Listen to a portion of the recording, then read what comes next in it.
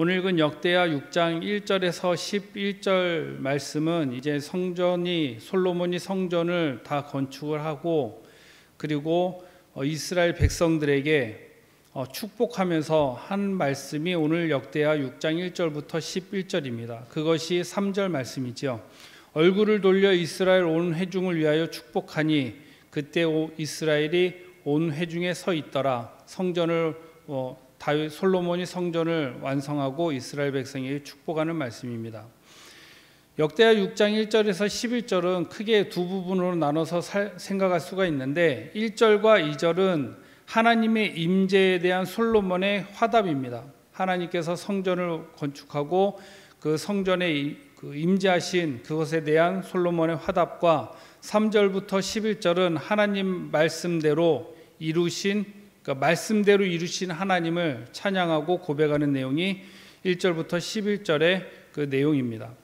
1절의 말씀에 보면 여호와께서 캄캄한 데 계시겠다 말씀하셨사오나 여기서 캄캄한 데 계시겠다라는 것은 하나님이 그 초월에 계신, 그러니까 높은 곳에 계신 초월에 계신 하나님, 캄캄한 데 계신 초월에 계신 하나님이 이제는 2절에 주를 위하여 거하실 성전을 건축하였사오니 주께서 영원히 계실 처소로소이다. 즉 하나님이 이제는 하나님의 백성에 거하시는 그 땅으로 임재하신 것을 의미합니다.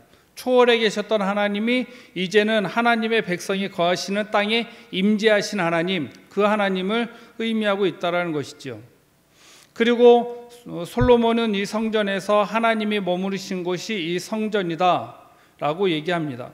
그리고 3절부터 11절은 그 성전이 이제 어떻게 세워졌는지에 대한 내용을 얘기하고 있는데 이 본문에서 우리가 눈여겨볼 것은 무엇이냐면 솔로몬의 고백이에요.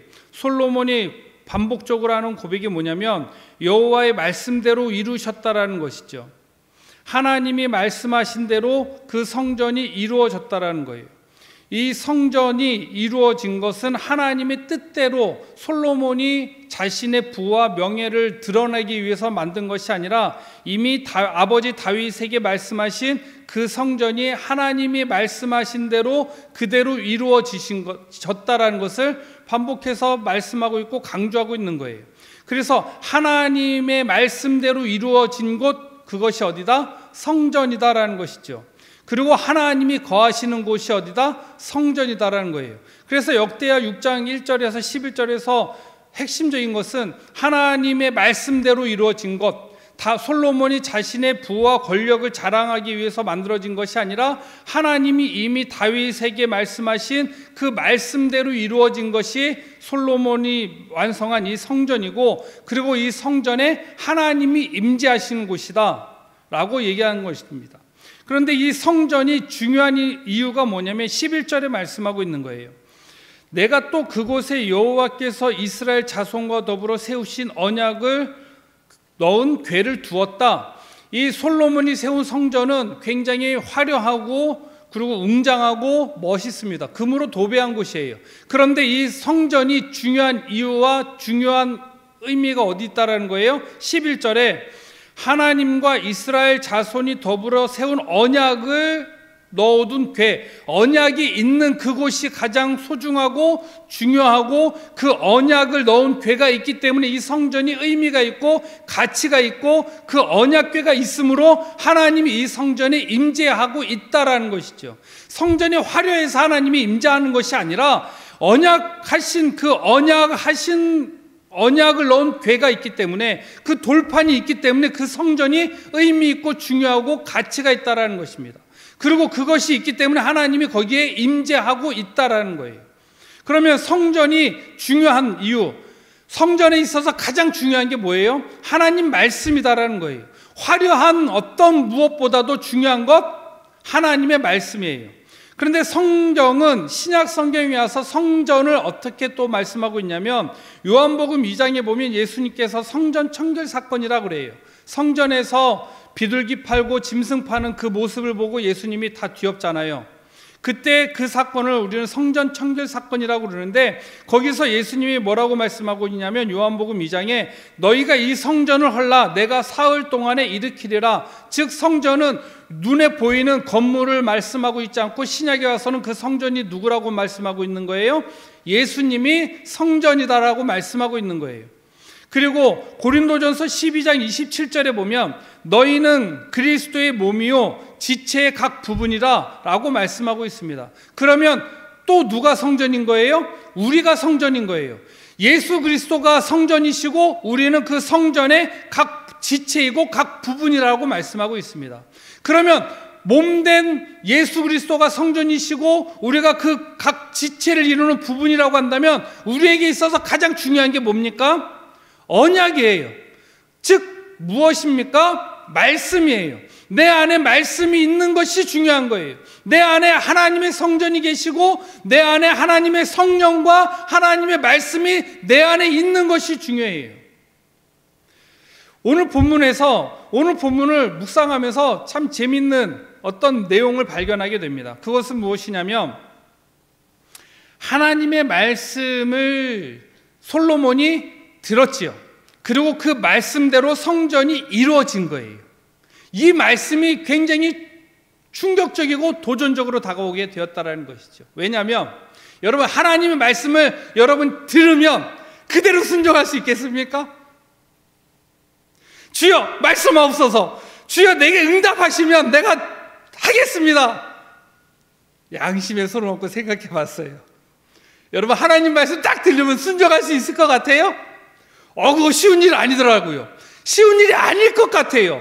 그래서 이 본문에서 10절에 여호와께서 말씀하신 대로 이루셨도다. 누가 이뤘다는 거예요? 솔로몬이 이루었다라는 거예요. 하나님의 아버지 다윗이 하신 그 말씀을 이제는 내가 하나님 말씀대로 그대로 이루고 순종했습니다. 여러분 하나님이 나에게 말씀하시면 죄송해요. 이렇게 새벽에 소리 지르면 안 되는데 하나님이 여러분에게 직접 성경 말씀 두 가지로 접근합시다. 첫 번째, 기도하는 중에 하나님이 나에게 말씀하시면 그대로 순종하는 거 쉬울까요? 쉽지 않아요. 극단적인 예로 들어볼게요. 기도하다. 이거는 극단적인 예예요. 예화예요. 아니에요. 예화예요. 그냥 그러니까 예화예요. 오해하지 말고 들으세요. 기도하다가 재산 다 바쳐라. 교회 성전 건축하니까 다 바쳐라 라고 예화예요. 오해하시지 마세요. 하면 저는 못해요. 저는 못합니다. 그런데 목사는 됐어요. 신기하죠. 하나님의 말씀을 읽다가 성경 말씀을 읽다가 딱 깨달아졌어요. 이웃을 사랑해라. 어느 정도는 할 수 있을 것 같은데요. 완전하게 못할 것 같아요. 솔직히 말씀드릴게요. 완전하게 못해요. 저는 완전하게 못합니다. 하나님의 말씀을 듣고 하나님의 말씀을 깨닫고 그대로 순종할 수 있다는 거, 이건 엄청난 믿음이고요. 엄청난 축복이에요. 이 본문의 말씀을, 이 10절의 말씀을 빗대어 여러분 축복합니다. 하나님의 말씀을 깨달아지고 성경 말씀을 읽다가 깨달아지고 하나님의 음성이 들려지고 마음에 감동이 있을 때 그 말씀대로 행할 수 있는 믿음이 있기를 축복합니다. 저도 그런 믿음이 있기를 축복합니다. 아멘. 그래서 이 본문 말씀이 중요한 거예요. 첫 번째, 하나님의 말씀이 들렸을 때 그 말씀을 따라 순종할 수 있게 되는 것, 그것이 오늘 본문에서 발견할 수 있는 놀라운 은혜가 아닌가 생각이 됩니다. 하나님의 말씀이 깨달아지는 것 은혜예요. 하나님의 말씀이 성경 말씀을 읽을 때 깨달아지는 거 은혜고요. 하나님의 성경 말씀을 읽을 때 그 말씀이 내 마음속에 새롭게 해석되어지고 들려지는 거 놀라운 은혜예요. 두 번째 은혜가 뭐냐면 그 말씀에 순종하는 거 더 큰 은혜예요. 순종할 수 있는 거 더 큰 은혜예요.